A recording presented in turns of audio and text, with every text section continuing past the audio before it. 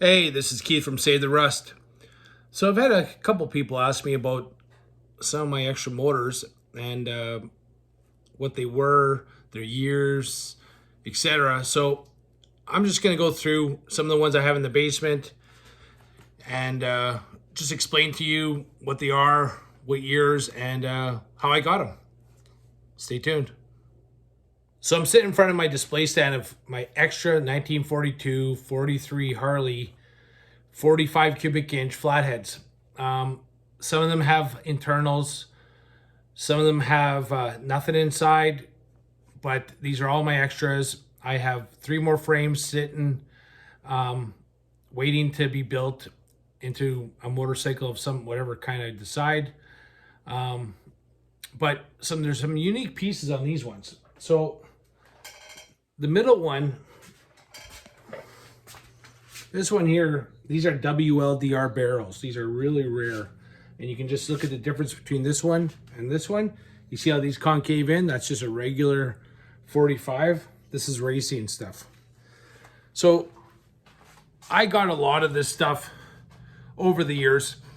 In fact, nothing I have is inherited or came from a grandfather, or came from my father or anything. I bought every single piece. I found every single piece, which some days even amazes myself. So again, here we got some more motors and stuff. I've got a new old stock set of jugs. I've got all kinds of stuff for to build more of these Harley 45s, which if you watch my channel, you know I love them. Then we got this right here. That's a rare motor. That is a 1934 Indian Sports Scout. It's first year, and this is number 12. This was made on the first day of production. Serial number is 112. They started at 100. I have a video on that. I just got this a few months ago. Found it again 10 minutes from my house, and all these motors right here within an hour of here. It's amazing how I've been lucky enough to find all this stuff. Just like right close. And then we got, let's see if I can get it. Triumph TRW. Got this out of an old motorcycle shop. In fact, I have another one with an extra primary and a transmission behind one of my display cases with a new old stock frame. So this is a 500cc. I believe it's about 1956. They're not the most desirable because they're kind of a slow bike, and but military. A lot of them were TRWs were military. And here, this one here, this is a mid 50s, early 50s. I believe it's an AJS or it's a matchless 500. There we go. Got that from a friend. Unfortunately, the engine case was blown out. Still a cool display. And then we got this down here. That's a Panther. I believe that's a 250cc. And that's my second Panther motor I've had. The other one I had was complete. Beautiful little bikes, and those are sloper motors. So instead of being vertical, they tilted. So pretty cool pieces. And then you get into this area. I have a whole bunch of Villiers bikes. So when I first got into the antiques, I bought my chopper.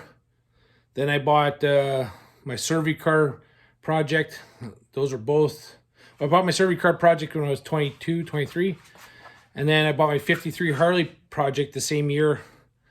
I think I was 23 at that time. At the same time, I bought a 1948 James. And I love them. They're little fun little bikes. They're cool. There's a lot of them around Winnipeg because of Northwest Cycle selling them.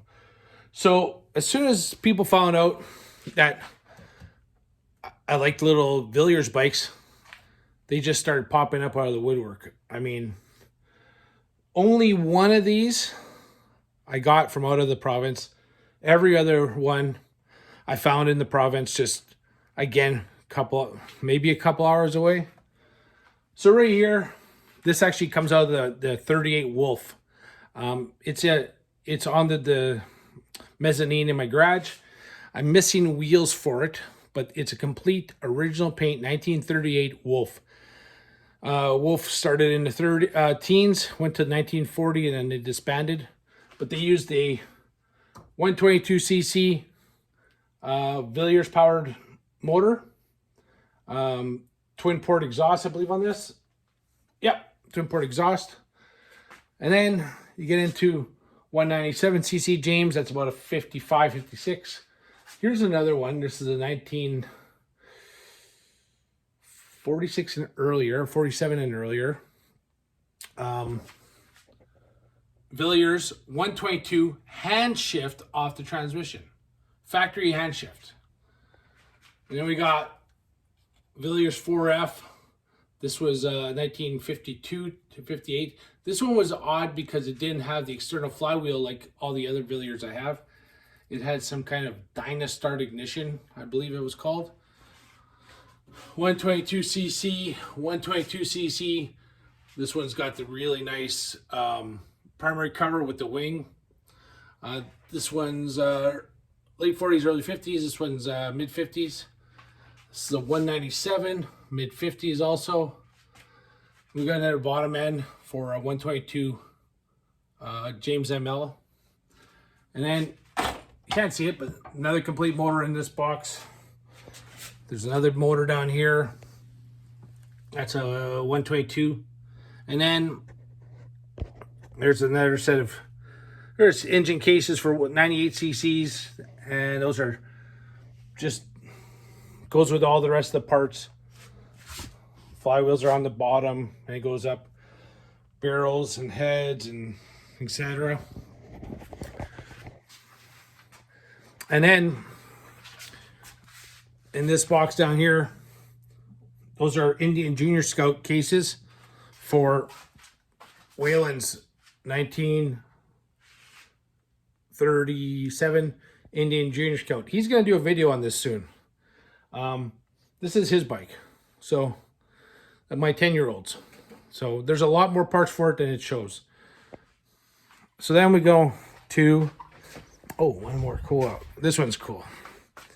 So, here we go. This is a 1930 to 35 Villiers, but it goes into a Francis Barnett. I believe this is about 125 or 150cc. Turns over. It's pretty cool. Really cool old carburetor. Almost forgot. We've got the rebuilt Norton 16H motor and transmission that go into the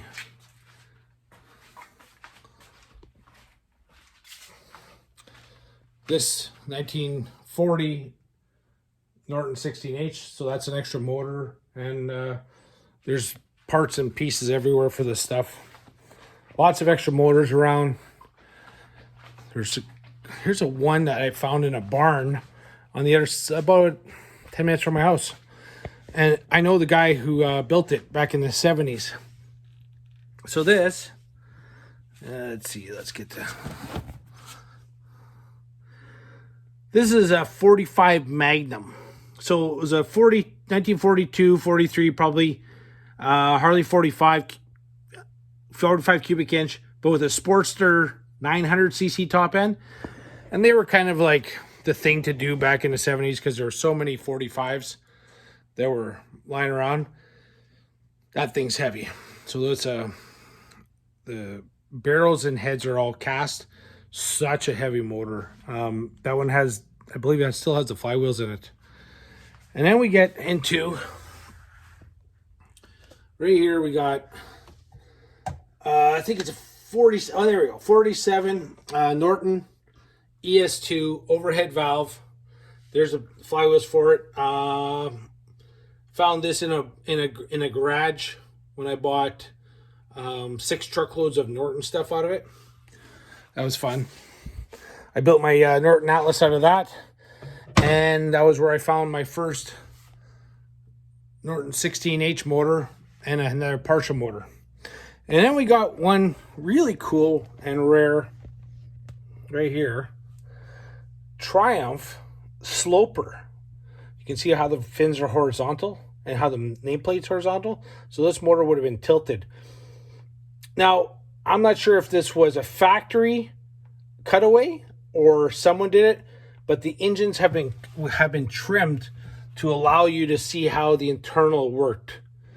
Again, I don't know if that was done factory or if someone did that.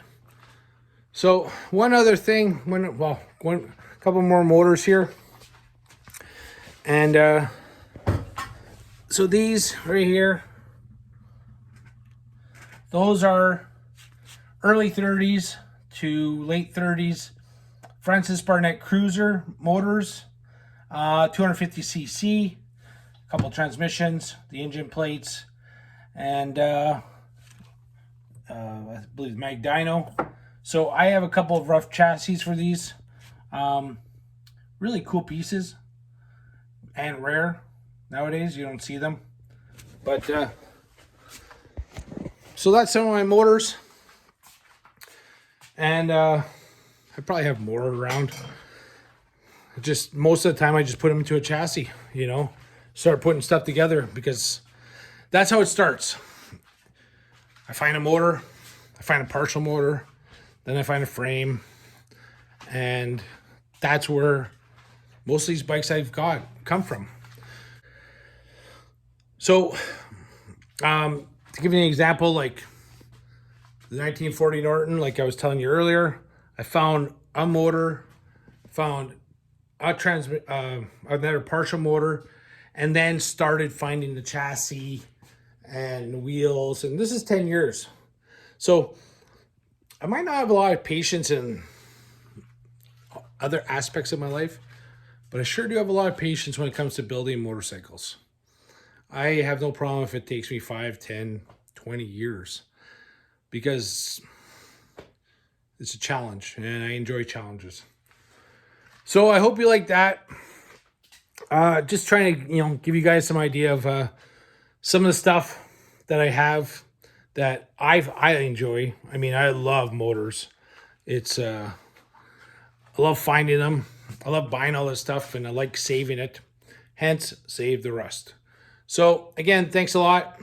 Love to hear your comments.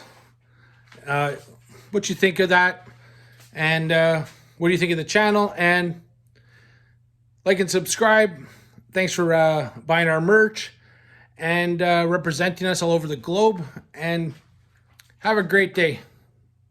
I get to play with old motorcycles.